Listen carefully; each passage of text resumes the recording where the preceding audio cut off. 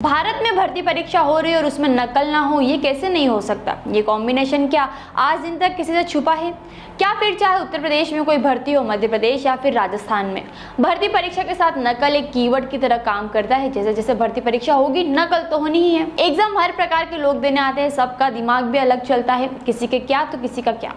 ज्यादातर भर्ती परीक्षा नकल के चक्कर में सालों लटकी रहती है, पर नहीं लटकते हैं तो नकल करने जैसे वालों के हौसले।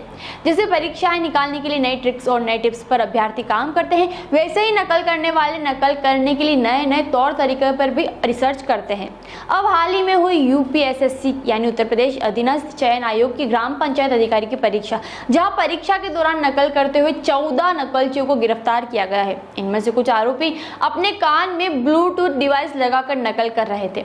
मामला जब सामने आया तो इसकी जांच हुई। जांच में परीक्षा में नकल करने के 2 तरीकों का खुलासा हुआ। तो आपको भी बताते हैं कि नकलची या सॉल्वर गैंग विभिन्न परीक्षाओं में से कैसे सेंध मार रहे हैं। भर्ती परीक्षाओं में नकल करने का एक सबसे आम तरीका है। इसमें जो अभ्यर्थी असल में परीक्षा के लिए अप्लाई करता है वो पेपर देने जाता ही नहीं है, उसकी जगह कोई और परीक्षा देने पहुंचता है। सॉल्वर कहा जाता है इन्हें, लेकिन ये खेल इतना आसान भी नहीं है, इसके पीछे बहुत बड़ी प्लानिंग होती है।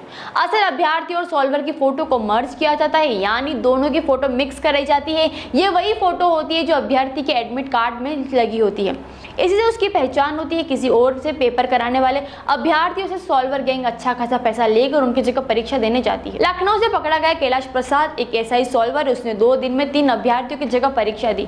एक परीक्षा के लिए उसे 20,000 रुपए मिल रहे थे। वही सॉल्वर गैंग के सरगना अभ्यर्थी से 8-10 लाख रुपए की वसूली करते हैं। लेकिन नकल करने की इस मेथड में एक दिक्कत है, फोटो तो मर्ज हो जाती है, वो मर्ज करना सबके बस का नहीं। एग्जाम सेंटर पर अभ्यर्थी के फिंगरप्रिंट का मिलान नहीं हो पाता है।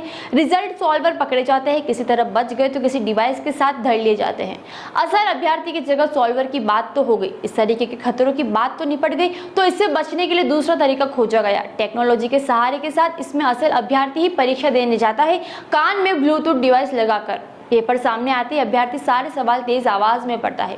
इस प्रक्रिया में दूसरी तरफ सॉल्वर बैठा होता है, माने सॉल्वर का इस्तेमाल यहाँ भी है। सॉल्वर कान में ब्लूटूथ डिवाइस लगाकर बैठा होता है, उसे सारे सवाल सुनाई देते हैं, वो सवालों का जवाब भी देता है, जिसे परीक्षा हॉल में बैठा अभ्यर्थी सुनता है और सही जवाब लिख देता है या कहे कि मार्क कर देता है।